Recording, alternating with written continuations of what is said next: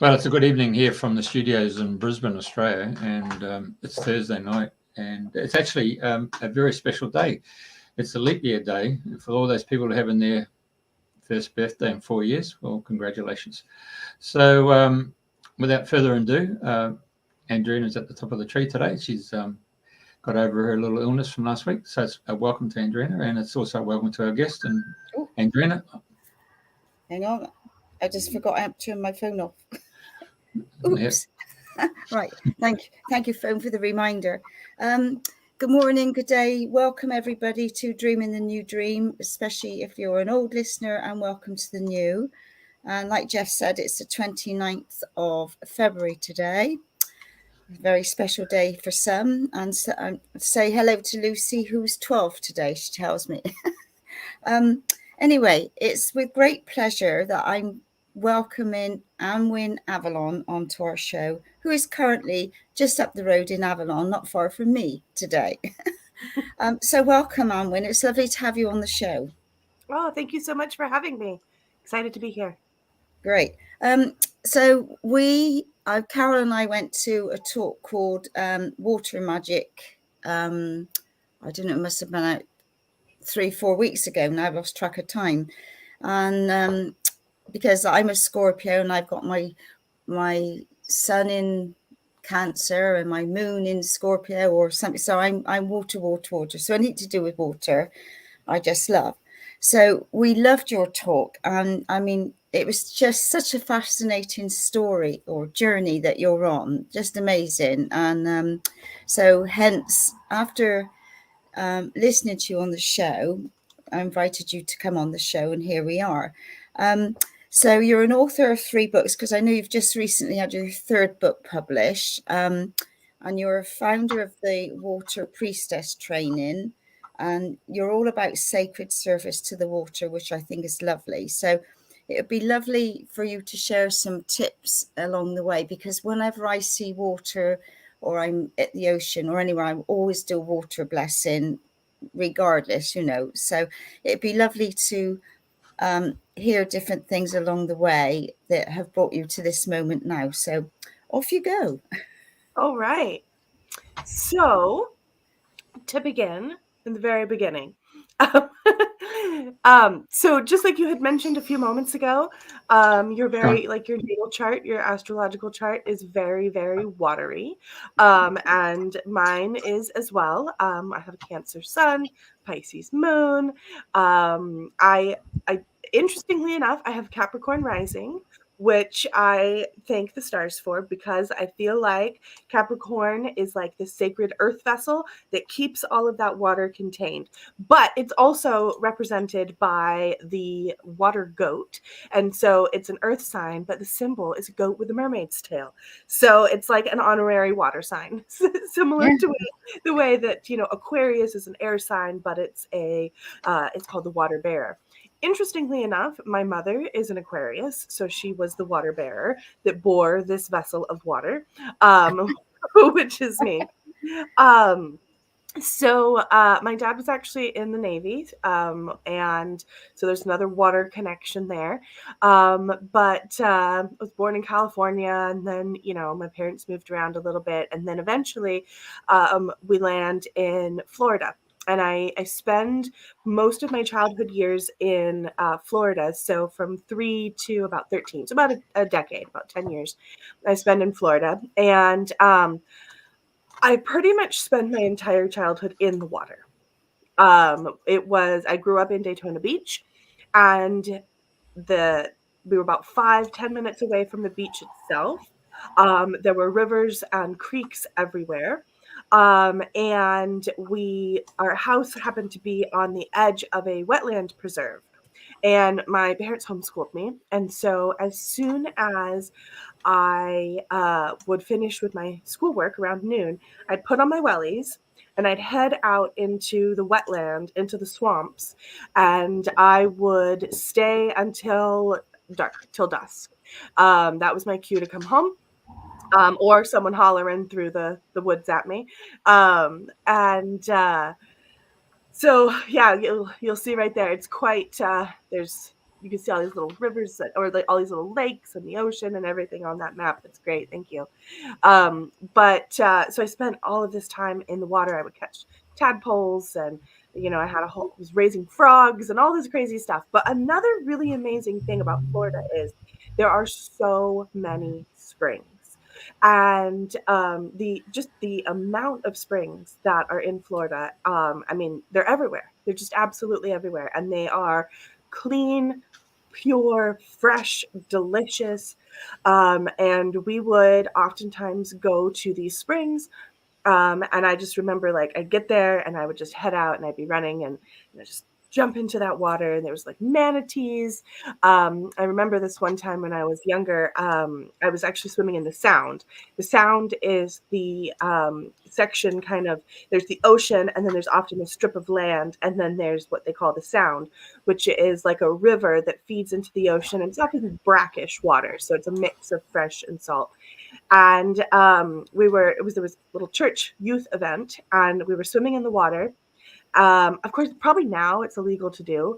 But this is back in, the early 90s. And I remember we were just swimming, and all of a sudden, these manatees just surround me.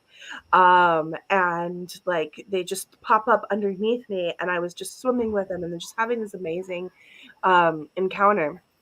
But the most, I think, amazing encounter and a really pivotal moment in my path was around the age of puberty, somewhere in 12, 13 years old. We were at a place called Rock Springs, and my mom, our family, and then my mom's best friend's family, lots of kids, big picnic event, big day. And I can't remember exactly what happened, but something happened. And I got really upset. And I always felt very constricted. The family that I grew up in was very fundamental Christian, Southern Baptist. And, there was all these rules and these constrictions and things that just I didn't fit in with. And so something happened that day, and I was really upset and feeling this great injustice that had been done to me. And I remember running and crying, and I ran to the top of the spring.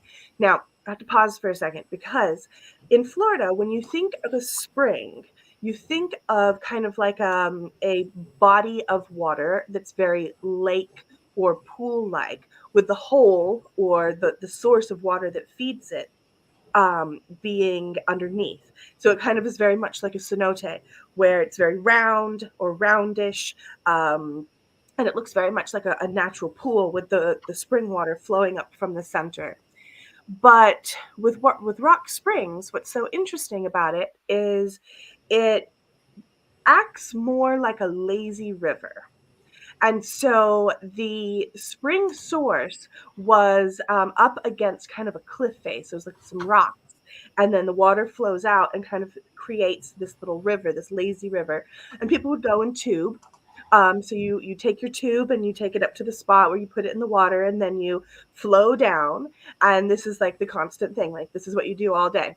But yeah, that picture right there, amazing. But in this case, instead of the water flowing like up from the center, it's flowing out of the side of these rocks and creating this. So there's a place where you get in with your tube, but I kept running and I went up to the spring source. Later on in Celtic mythology, I'd find out that these sources, where the water flows through, is portals. They're basically portals. I'll try and circle back to that later. So I go up to that place and I jump into the water, and I go underneath the water. And the amazing thing about when you put your head underwater is you can scream as loud as you want and nobody can hear you. Or so I thought. So I jump into this, I put my head under the water, the current starts taking me, and I let loose. I just start screaming underwater as loud as I can and just letting this rage kind of pour forth. And I also simultaneously ask for help. Something along the lines of like, just save me from this existence, or just save like anybody out there that can hear me, like save me. Like I asked to be helped. I asked to be saved. And immediately after that happened, my foot struck a rock. The top of my foot struck a rock because the current, especially up at the source, is very strong. And so I'm underwater, kind of being pushed along by this current very fast, screaming, crying. And then my foot smashes into this rock. And I remember the pain just radiating through my body. And I keep crying and I keep releasing, but I do get this overwhelming sense of like a presence of there being something there with me. And I got an answer in my head that was, I mean, it was so long ago, I couldn't tell you word for word, but it was something along the lines of like, we have you, like, I'm asking to be saved. And they're like, we'll help. Or, like this kind of the energy of it, looking back and knowing what I know now, it was very much of like being held. I was asking for help, asking to be saved. And there was an answer. And the answer was, we've got you. Like you belong to me. You belong to us. Now, fast forward a little bit and I'm going to skip ahead and I'll come back to this point. But later on, I learn, later on, I start studying esoteric mysteries and I learn about the alchemical glyphs. And there's 4 alchemical glyphs. And one of they all are triangles. So one is like the fire's up, like the point of a triangle is up. Earth is down with a line through it. But water is a downward pointing triangle. So the alchemical glyph for water is a triangle with its point facing down. And so I did not know this at the time, of course, being a 13-year-old, no clue. But when my foot struck that rock, it was punctured and it formed a scar in the exact shape of a downward pointing triangle. I just thought it was really cool for years. I was just like, I've got a cool scar, from this time I was in the spring. And time moves on. My dad gets a job in Arizona. We moved to Arizona, and now I am nowhere near water. And it's rough. It's really rough. So I go through high school being a water child without any water. Probably the worst time of my life. I mean, besides the fact that high school is for a lot of people. But yeah, it was just really rough. And interestingly enough, I graduate high school and I go into college and I start studying fine art at a place called Northern Arizona University, which Northern Arizona University is only 30 minutes north of the very famous Sedona. Mm-hmm. And so I end up living for a few years in Northern Arizona, visiting Sedona quite a bit and realizing that every time I went to Sedona and being in near some of these bodies of water, because Sedona has a lot of really magical bodies of water, Oak Creek, Montezuma's Well, there's other unnamed springs. And I didn't know it at the time, but this is probably why I ended up there, is because I needed to have that. There was no way I could have done college at Arizona State or anything like that. So now I'm in the forest with a bunch of water again. Life is good. And then my sister puts me on a blind date, and I end up marrying the guy that I go on this blind date with. And we moved to North Carolina, and I live in a place called Cape Fear. Which is just thick with pirate stories and megalodon teeth and all of this kind of stuff. Very, very watery. And I have my son. My son is born there in Cape Fear, North Carolina. And then quickly we get whisked off to Okinawa, Japan. And Okinawa, Japan, another really pivotal moment. This is probably where the seed for my water priestess path was planted. So we moved to Okinawa, Japan, and once again, I am surrounded by water. Okinawa, Japan is a very, very small island off of the southern coast of Japan. It's very different than Japan itself. It's very tropical and it's warm. It's a 60-mile island. I mean, it's real small. And I lived there for 3 years. And at this point, I'm teaching dance. And just living life in Okinawa, Japan, and it is brilliant. It is like one of the best times of my life, like living on this island. There's so many beautiful sacred springs, and the water is so fresh. And this is also one of the places that is there's different places in the world where people live a lot longer because of the way that the landscape and the water and the minerals and how people eat. And so this is one of those places. So during this time, I start really getting the call to, and I'm really young, by the way. I got married very young, and I had my son very young. So I'm like 24 at this point. So it's on Samhain, and for those that might not know what Samhain is, it's like around Halloween time. So it's in the fall, which is another very portal type of energy, portal time, into the autumn and into the winter death months, that kind of energy. So it's got a lot of portal energy. But I got this big call to, start like studying and looking into and working with other people that were magical. I've been doing some self-study into things like tarot and crystals and magic and spell work and things like that.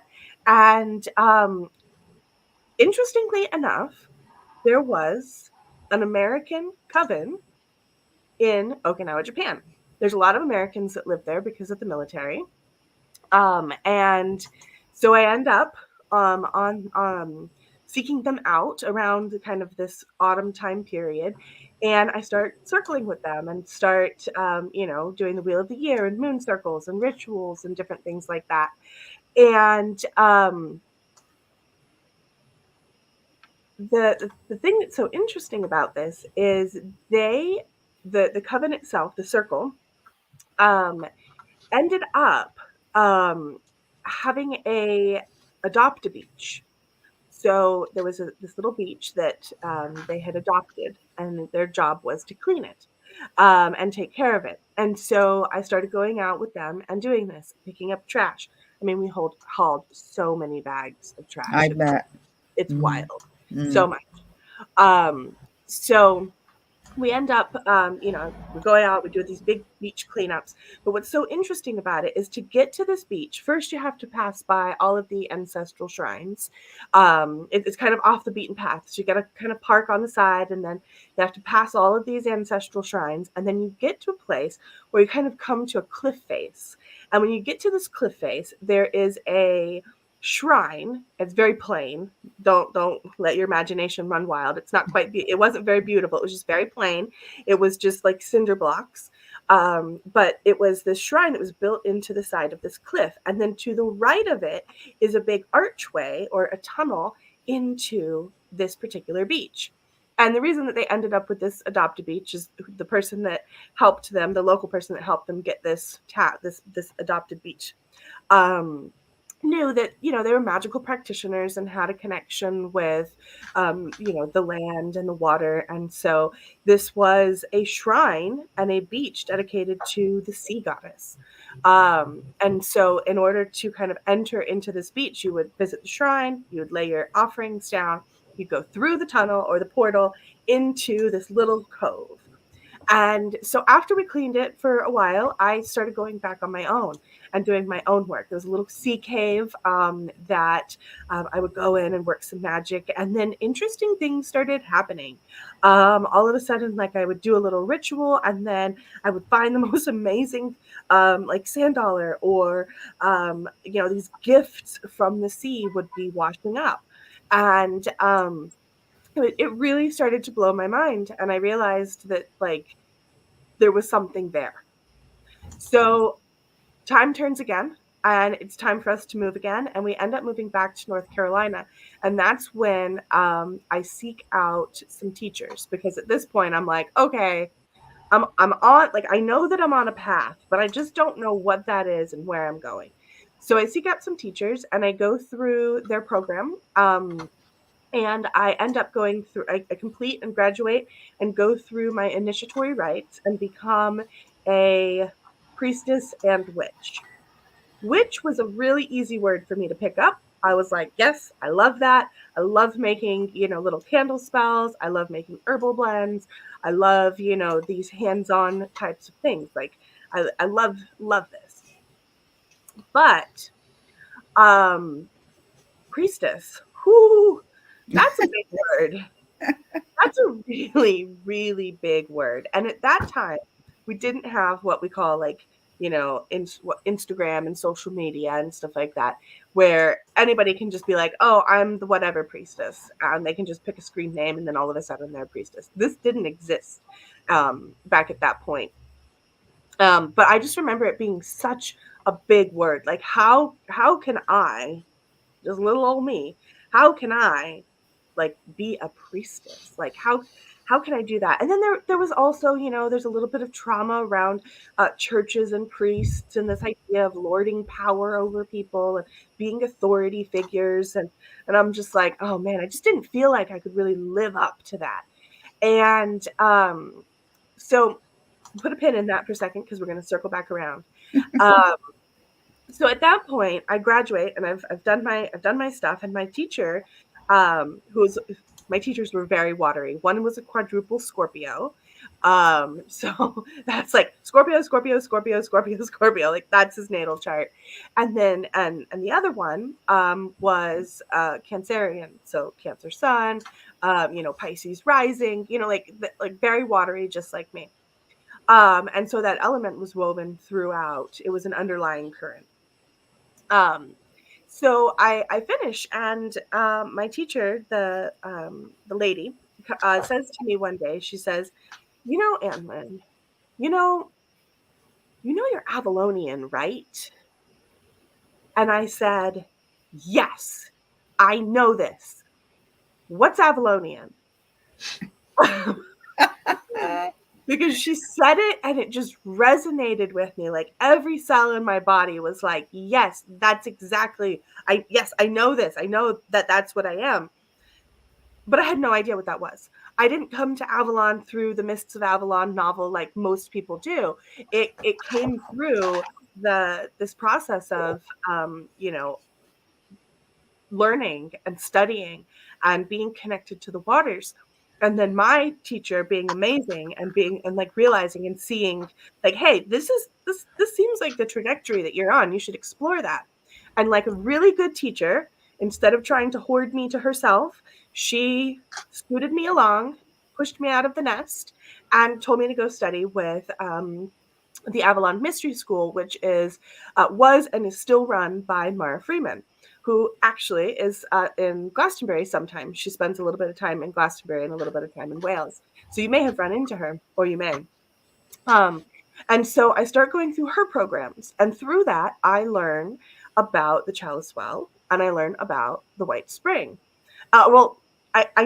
It's mentioned. She mentions the White Spring. So I really feel this draw. And so I come in 2012, I come to Glastonbury on pilgrimage to see the waters of Avalon, to connect with the Chalice Well.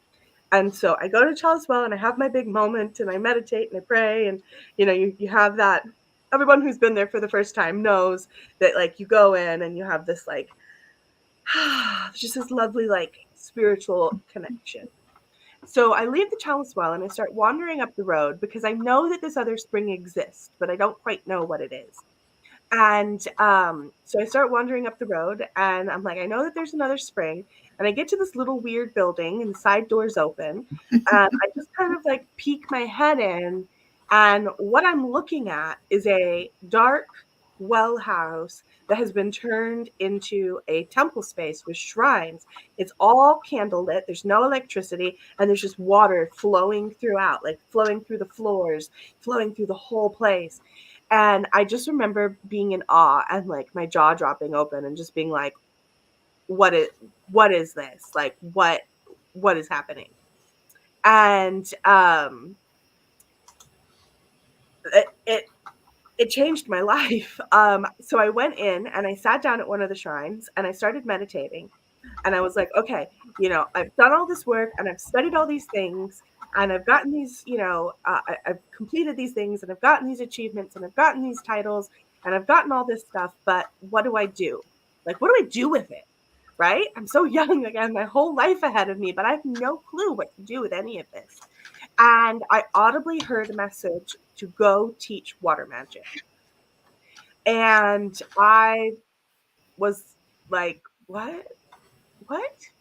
Like, I can't do that. They're not me. Like, I'm not the right person for that. But I left with that task. And over the next couple of years, I started to really struggle with the word priestess and like how that was going to like play out in the world for me. And I struggled for a really long time because, like I said before, it was very much about like I didn't want to lord power over people or anything like that. Like, that's not what it was. So I had to sit with it. I meditated for months and I prayed for months and asked for clarity around it. And finally, I realized, and the message that came through was that you could be a priestess in sacred service. And that's kind of when things started to click. And I realized that I was like, that my path as a priestess was never going to be about, lording power over people or look at how pretty my tiara is. It was going to be about sacred service to water. So I end up giving in to spirit after I resist for a really long time, because I even went as far as to find other people that I thought would be suitable and go back to spirit and be like, okay, so I found this person that I think is going to be really great at teaching water magic. Like, you should go and ask them to do it. Like, here's the information. I've done the research for you, spirit. Here you go. And spirit just kind of smacked me upside the head and was like, no, we said it was you. And I was like, fine. So I gave in, and there was a local goddess conference where I was living, and I signed up to teach a class on water magic. And I did. I taught a class on water magic, and it was, half of the people were really excited and were like, yes, this is amazing. And the other half were like, we're so confused. Like, what? But it was so new at that point that people didn't realize. And Dr. Emoto's work had just came out. And people like Veda Austin's work, she wasn't on the radar yet. So like all of this research had just started coming out. But I knew that there was like so much to water. I knew that there was more than just it's stuff that we drink and stuff that we swim in and stuff that we bathe in. So in order to teach about water magic and to be a really good teacher, I had to figure out how to research. And Spirit nudged me to go back to university, and I did. And I got I got an undergrad in anthropology. And the strange thing about it is I showed up as an adult going back to college. So I stood out, around all these little young kids. And there was this professor, this crazy, crazy professor that came after me and just was hunting me down. Every time he'd see me in the hallways, he'd run after me and just was like, I want to talk to you. I want to talk to you. And he was like hardcore recruiting me to be on his research team. And I just remember being like so flabbergasted and just so like, why does this guy want me on his like research team? I have no idea how to research. I don't know any of this stuff. Well, it turns out that he was researching ancient cities, and he was helping to map ancient cities. And what him and his graduate team were doing they were finding the locations of the wells. Of where the wells were in the cities. And that is where they started their research, because over and over and over again, they would find that the well was built first. And then from there, the markets would be built, and then the temples would be built. And they were studying this to find a pattern. So I end up getting thrown in with the graduate students who are like, here's a stack of books. We need you to read them this weekend, look for these keywords, bookmark them, and bring them back so we can do our research next week. And I learned how to speed read. I learned how to go through pages so fast looking for keywords. And they taught me how to do academic research. And didn't know it at the time, but that was going to be really important because those classes that I was teaching on water magic, they started to get bigger and bigger until I started to have a really deep body of work. And that turned into my very first big course, which was the 9-month water magic course, which ended up turning into my very first book, which is called Water Witchcraft, Magic and Lore from the Celtic Tradition. Perfect. And so this book was actually twice the size when I sent it to my publisher. We had to cut it in half. I'll get to that in a second. But they did let me go over word count by 15,000. But this is where I was contracted for 50 and I sent them 91. You had a lot to say. I did have a lot to say, and I'm still not done. There's still stuff that I'm working on that has not made it. But this book starts to look at the ancient Celtic people, the landscape, the bodies of water that are here in the UK and other and France and Celtic areas, Brittany, Cornwall, Wales, anything that kind of has this link to what modern day we call Celtic.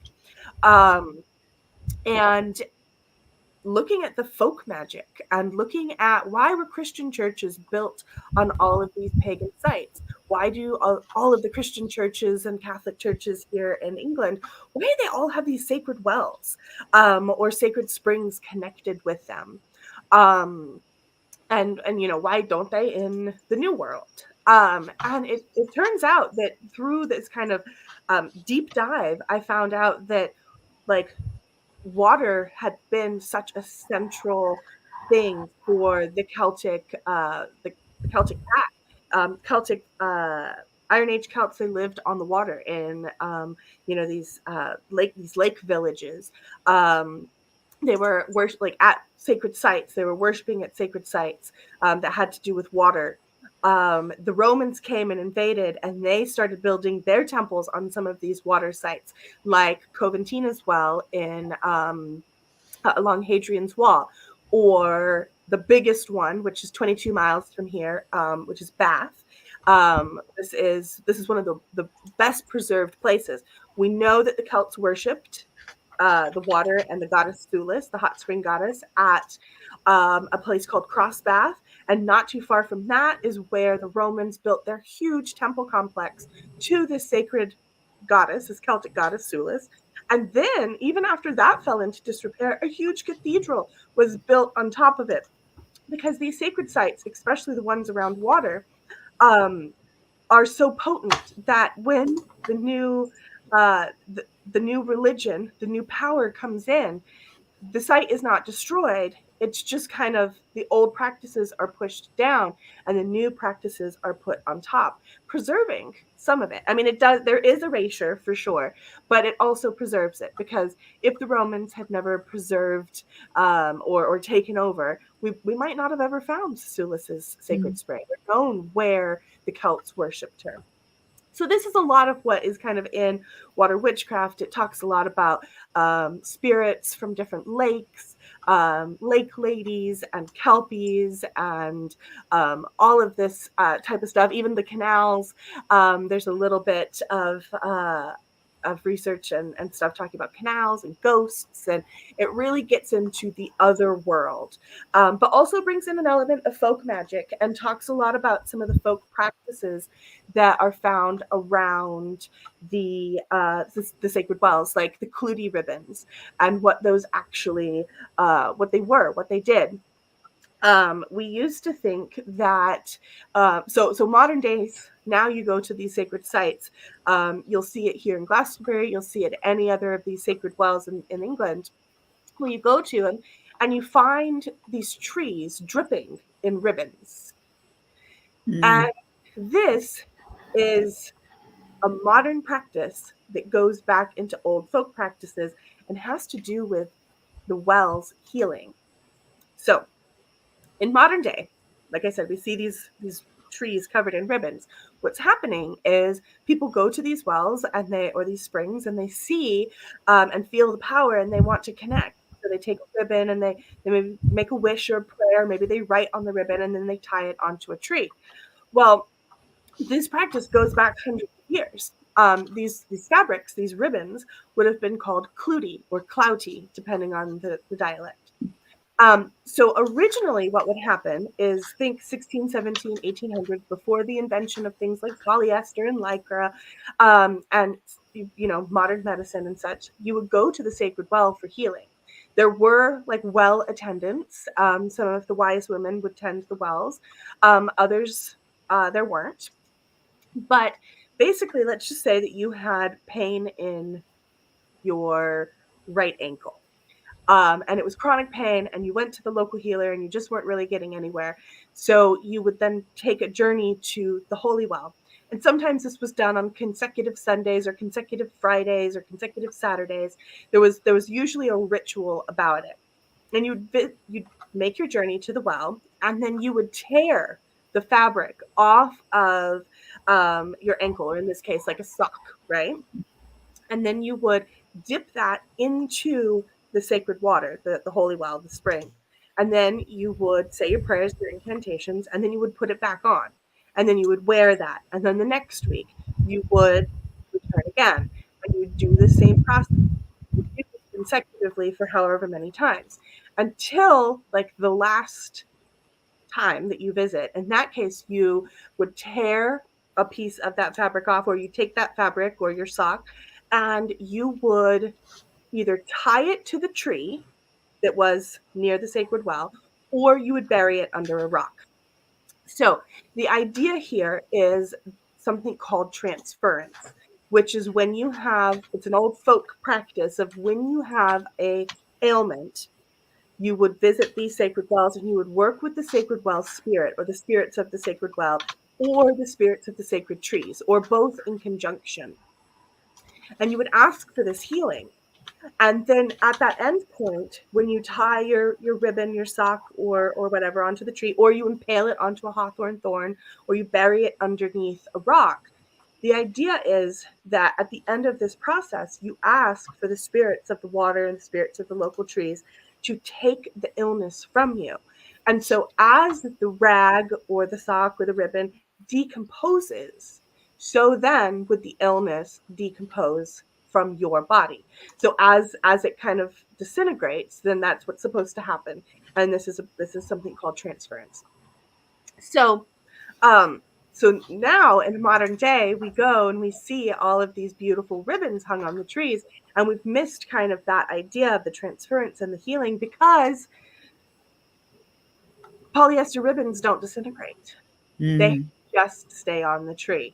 So if you're interested in doing this kind of thing, or recreating it, I highly recommend using things like cotton, flax, so linen, cotton, linen, silk, and recreating these types of things by taking a silk ribbon and wrapping it around your ankle, and going to the well and dipping it in the water and re-wrapping your ankle, and visiting and completing the process until the last point where then you could bury it or tie it on a tree, and then it would decompose. So there's the secret to the prayer ribbons and the clouty ribbons. There's other things that I found in my research for water witchcraft that really blew my mind.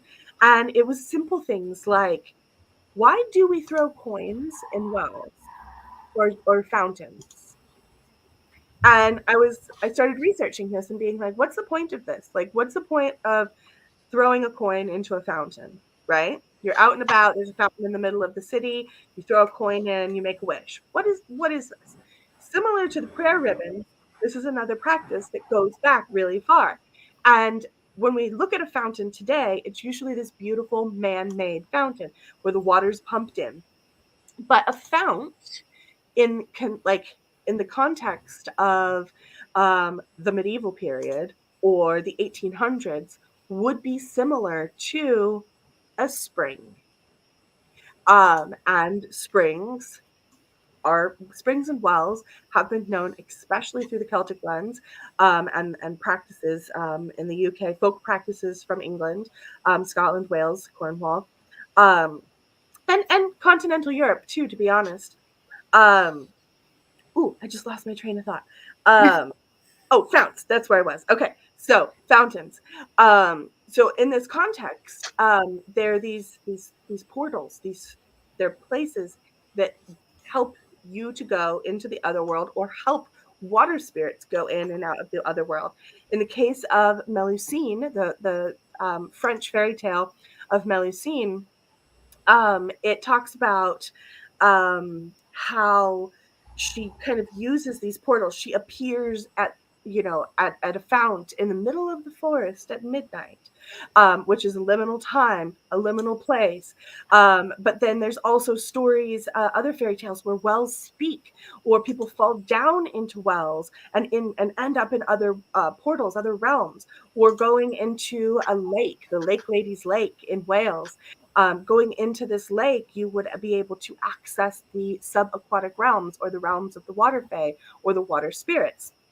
So when we take a coin and we make a wish and we put it into a fountain, this goes back to talking to the water spirits and giving offerings. Because who is it that's going to grant the wish? Not necessarily the universe, it's the water spirits. It's the water that is going to grant the wish. And so next time you throw a coin into a fountain, and make a wish, or say a prayer, or ask for something, consult the water and the water spirits, because that's who is going to receive the offering, and that is who's going to answer. So after getting back on track here, after Water Witchcraft was written, I took a little bit of a break, and I had to chop out those 30,000 words. And they were just sitting in a file on my computer. And I went on pilgrimage again. And this time I came with the Sisterhood of Avalon, and we did a full week pilgrimage, which was just lovely. They bussed us to sacred sites, but we stayed here in Glastonbury at Little St. Michael, which is the retreat house for the Chalice Well. And we had a private ritual at the White Spring again. And I went back to the same place that I was meditating before, and I was like, look, I did the thing. I taught the water magic, and then I taught a class, and then I taught, this 9-month course, and then I wrote the book, and like, now what's next, right? Like, what is the next thing for us to do? And audibly, again, I got, right water witchcraft, or sorry, right water priestess. Like, it's time to finish it. So I furiously finish it up. And that goes to publication. I didn't have much to write, I'll be honest. 30,000 on my hard drive, just waiting to be transformed and moved into The Way of the Water Priestess, which was a practical guide, because the first book was so focused on Celtic things, right? And the landscape and the waterscape of England, Ireland, France, all that. Like, Spirit was really urging me, like, what about the people that don't follow the Celtic path? Like turn this into a guide for people that love water, that want to follow water, and that want to be in sacred service to water. And so, there's a Celtic vein that definitely runs through it. You'll find that there's Avalon that runs through it. I couldn't really take it out, but I did want there to be a guide for people that maybe weren't walking an Avalonian path, to be able to say, hey, I can do this too. I can go to my local body of water, and I can start cleaning it. I can start sacred tending this space. I can claim sacred responsibility for this body of water, and I will tend it in the physical world by cleaning it, but I'll also tend it in the spiritual world by doing energy medicine or singing to the water. And I also talk about different things like temple arts, and also the water in our own body, because we are vessels of water as well. So that came out 2001, and then Spirit was going to whisk me off again on another crazy journey. And that crazy journey was I was going to be moving to England, but I didn't know it.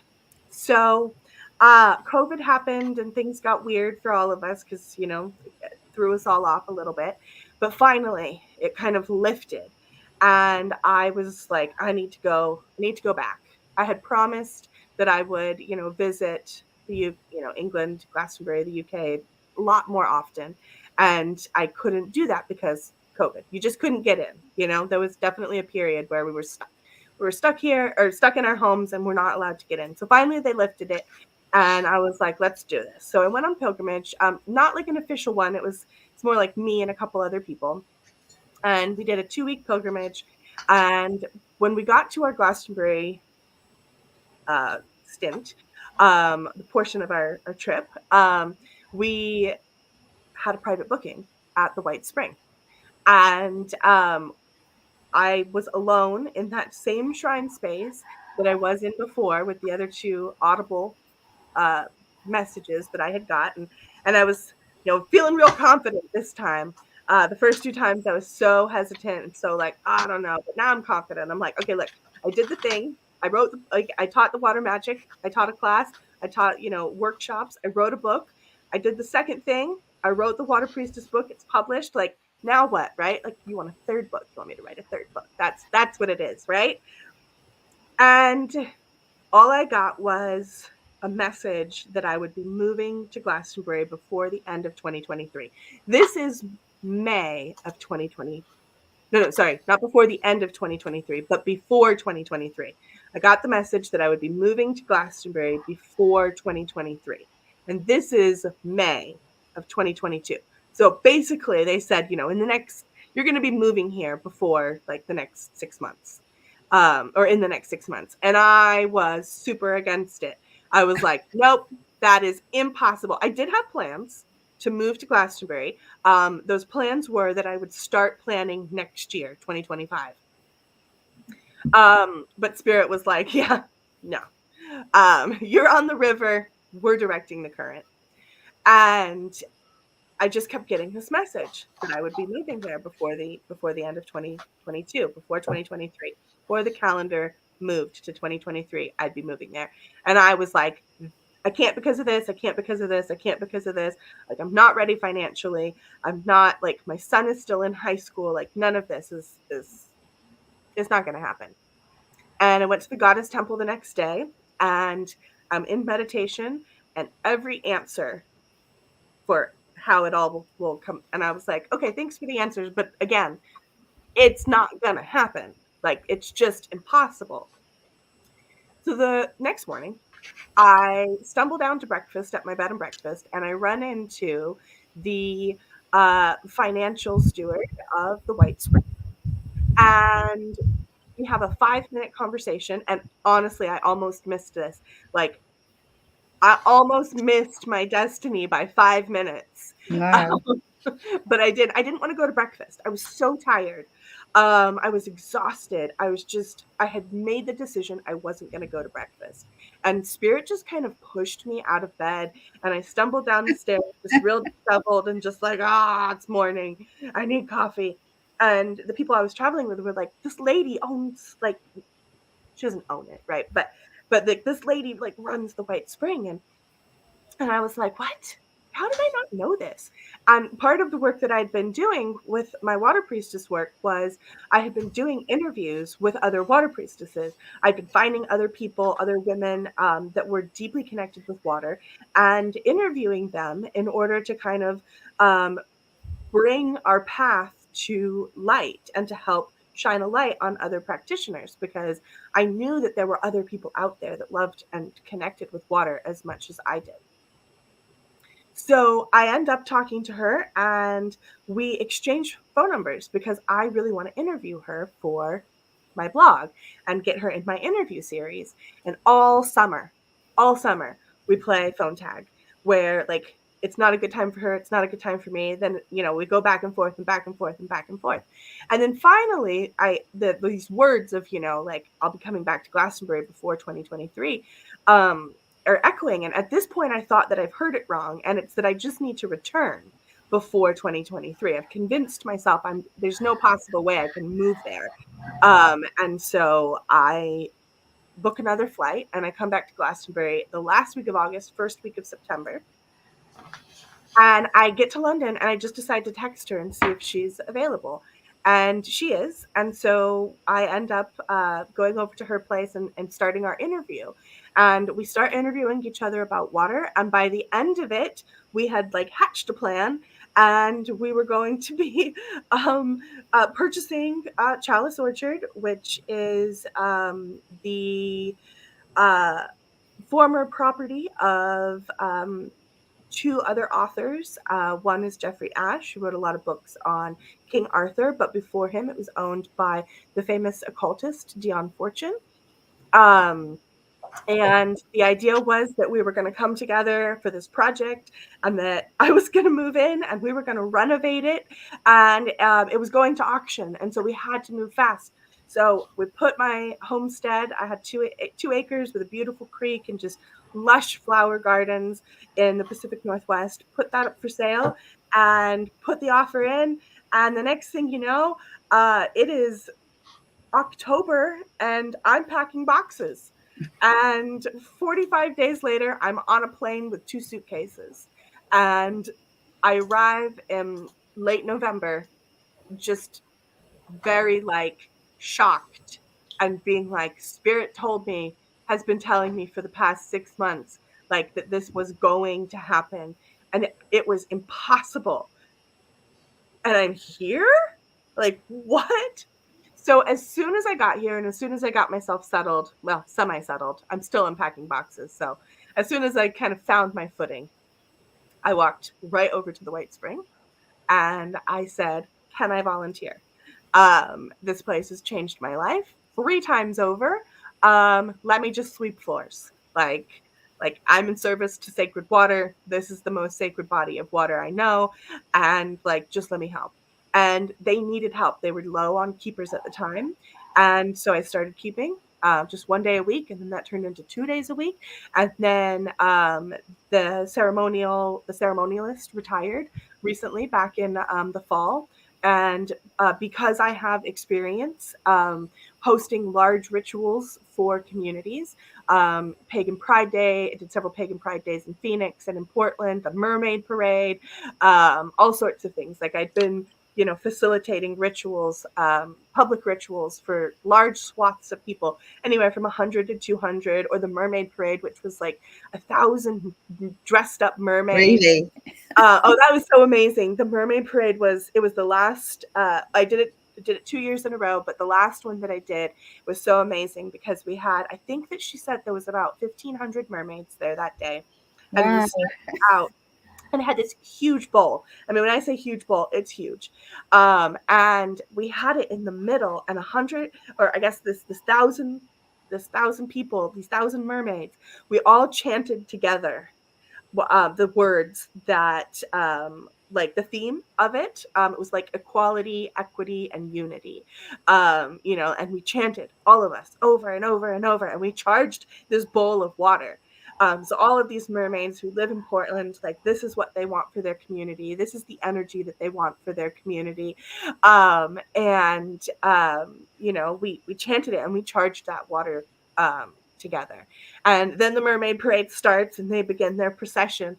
And I took that huge bowl of water with help down to the river because we did the ritual on the river's edge.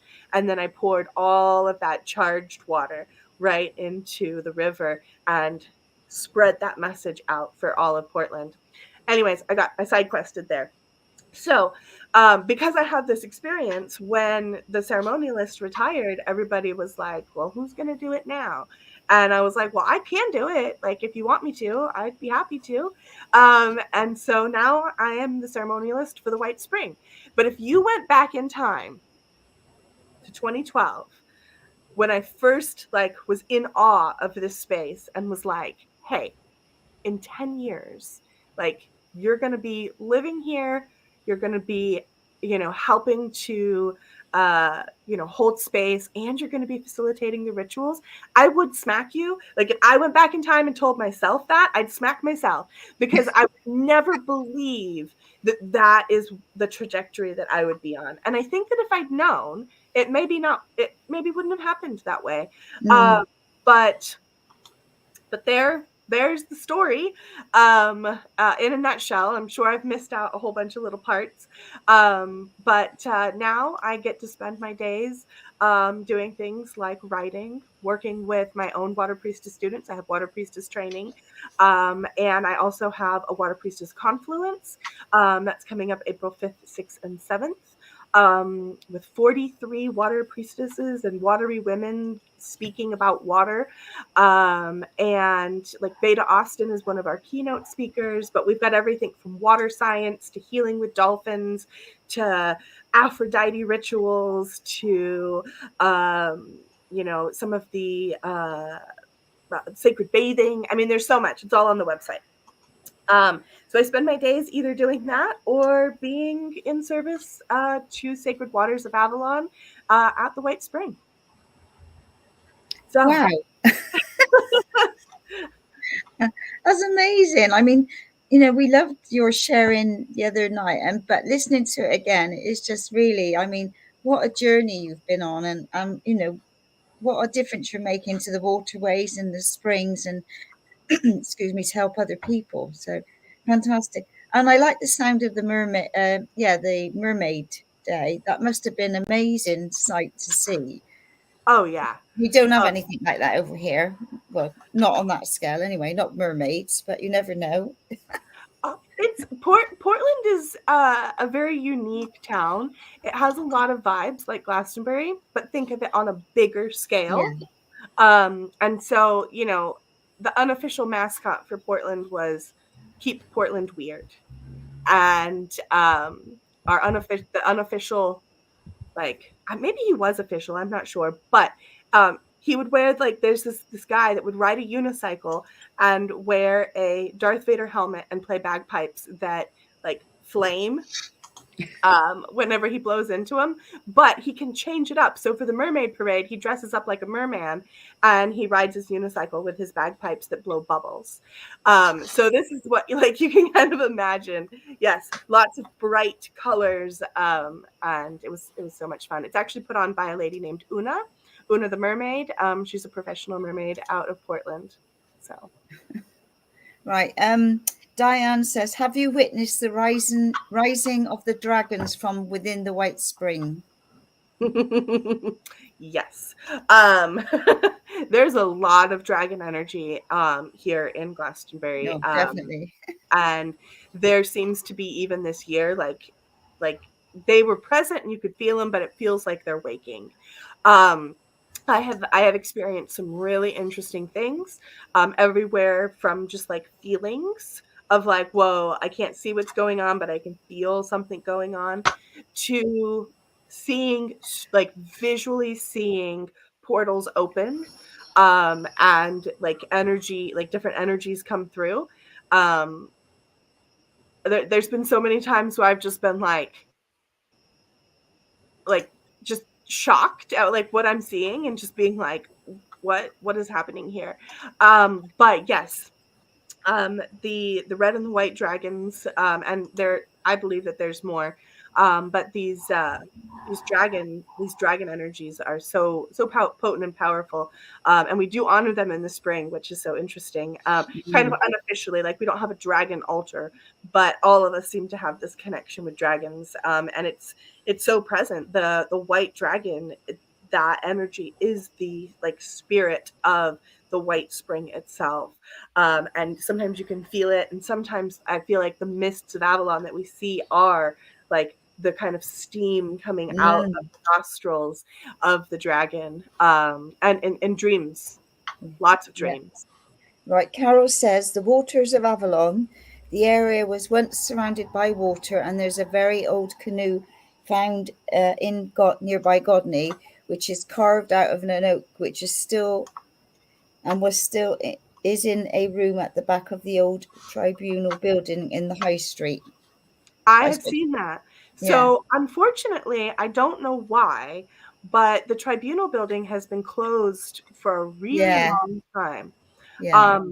But in 2018, when I was here, it was open, and they have all of the artifacts from those Celtic lake villages, and I saw that canoe.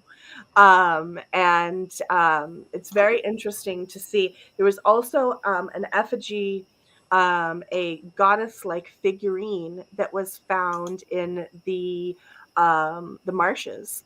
And it's kind of called like the Glastonbury goddess. It's a wooden carved effigy, very crude, but it's believed to be like the Glastonbury goddess. And Carol's written a poem which is up in the deli in Glastonbury, at the back. And when the dragons awake from the dream time and are seen on Glastonbury Tor, the power will return to the people, and we will be mighty once more. And it goes on. So have a look when you're in there next. Yes. Well, so you've come this far and you've achieved, and you're still very young. So what else do you think is in the pipeline for you? I don't know. Oh, really? I don't know. I'm in this place of having just transitioned here. And things are rapidly changing. I never would have guessed back in 2012 that this is where I would be in 10, 12 years. So in another 10 or 12 years, I'm not sure. I suspect that we'll continue working on the project here at Chalice Orchard, which is, we don't know where that's going yet. We've got a lot of ideas, but we know that acquiring it was like super important to protecting the landscape here in Glastonbury, reconnecting the lines, removing man-made boundaries. And so I'm really excited to see what the Chalice Orchard project is going to evolve into. I won't say what's some of the ideas, because I don't know which one's going to come to fruition, but it's definitely going to be something bigger than it is. The idea is that I live here for several years as we kind of work on what the next phase of this place is, but not that like this will be my forever home. But that could change. I mean, anything is possible. You never know. But the idea is that like I'm here now. We're going to work on restoring everything and seeing where that takes us. With so that's like my work here specifically with Chalice Orchard. But I spend my free time when I'm not doing all of my watery things, which is funny because I spend my free time when I'm not doing my watery things, doing watery things. So I love to visit sacred springs. And I love going around to all of these sacred springs that are here in England, like these really obscure ones that are, nobody knows about, and it's tucked at the back of a graveyard. And it's just this most peaceful and serene place. I would love to do some water retreats here. I do think that is on the horizon for me. My intention was to start that already, but no one tells you how hard an international move is. And I'm definitely not in my early 20s anymore. So it was harder this time than it was when I moved to Japan. So I think that the sacred wells are probably going to continue to be at the forefront of my practice. And I want to keep, raising awareness for water, sacred practices around water. In general, my life goal is to help people to understand and restore this sacred understanding around bodies of water, so that because all water is sacred. All water is sacred, but yet we treat it like it's a commodity. Corporations grab it. They sell it back to us. They pollute it. Water is being destroyed. And so part of my path as a water priestess is a water protector, and to help other people out there find out what their flavor of water priestessing is, so that they can become water protectors, or they can become, ritual facilitators. Or a student of mine, a lovely budding water priestess student of mine, has been working on her own book called Heal the Water. And you can actually, I think, pre-order it on Amazon. And it's all about energy medicine for restoring our natural bodies of water. So rituals and Reiki and all this kind of stuff to really help to do the energetic work that needs to be done alongside the physical work, because it's not enough that we just go out and pick up trash, right? No. The energy signature of that trash lingers. And so this energy work that she's been doing, and now writing a book on, is to help restore it energetically. And so it's like such an honor that I got to kind of be her guide, and that my work inspired hers, because I'm not writing a book on that, and I had no intention on writing that. So I'm so excited for her, and I'm so proud that she's doing that work, because there's other people out there that will then find that work. So one little pebble dropped into a pond creates the ripples. So I would love to just keep creating ripples of change, protection, healing, and bringing this idea of sacredness to water once again, and then see what happens with that. And Mm. I'm just going to let water lead, because it has brought me absolutely everything that I've ever wanted. I absolutely wanted to live in Glastonbury. I absolutely wanted to be in service at the at the White Spring. I absolutely wanted all of this. But again, I never thought it could happen. So I'm open to the possibilities. Fantastic. So one last thing before we close. Is there, for people that, sit by water, or, walk along the water, and they've not done blessings before, is there a simple blessing that you could share so that people can start blessing the waters and we can all start making more of a difference? Absolutely. So we know that water amplifies. First off, we know that water picks up things and amplifies it, and sends it back to us. It can communicate with us. When we speak love to water, we see that the water crystals become hexagonal and beautiful. When you look at the work of like Beta Austin, who is using petri dishes and charging them with certain energies or pictures, that the water picks that up when she flash freezes it, she picks it up and it mirrors it back to us. So just knowing those basic things, and also that sound and vibration also deeply affect the water. So knowing those things, there's anybody can walk along a shoreline and use energy medicine, song, their own words. Or if you are a really shy person and you can't sing, you don't want to be seen chanting at the side of the water, then you can use symbols. So let me back up just a second here. So one thing that you can do is, as you're walking along the shores, you can pray, you can sing, you can speak, and you can chant your intentions. Maybe this is somewhere that's so precious to you, and it's clean, and you think about what's happening in the world, and you don't want this to happen to your local body of water. You can weave in words of protection. Simply things like chanting something. It doesn't have to rhyme. It doesn't have to, be rhythmic. It could just simply be like, this water is protected. You are protected. Protection. I call in protection. And you can just say this. Right. Same thing with healing. If your body of water has experienced some trauma, you can say things like, I heal you, or find your favorite song about healing and heal, and sing that healing energy as you're walking along.